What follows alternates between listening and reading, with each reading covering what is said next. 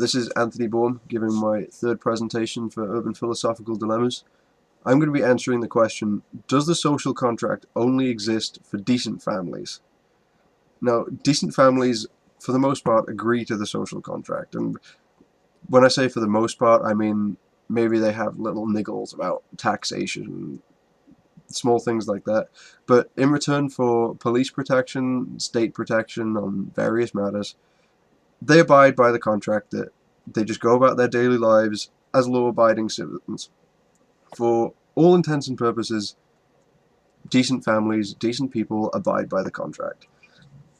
Now, it is perfectly acceptable for a member of decent society to snitch on a member of street society, and maybe you couldn't even call it snitching, maybe it's just reporting to the police or something.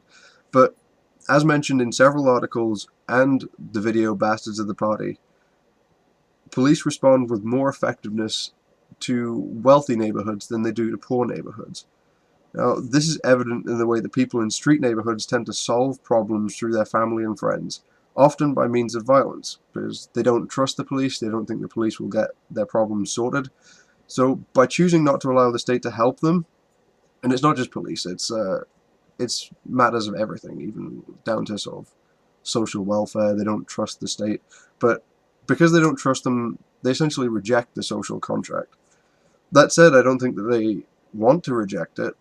I think they probably don't want to reject it, but because they don't trust the state, because the state doesn't seem to trust them, they have to reject it.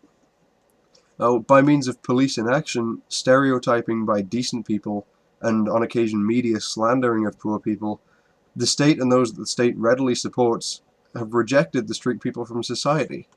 Now, as the social contract is a contract entered into by both parties voluntarily, it is fair to say that the state does not appear to readily provide an implied contract on the same terms as it does to decent people. And since the contract is not offered on the same terms, it is rejected by those that the differences in the terms apply to. So is rejected by street people on the grounds that they're treated differently and it's unfair.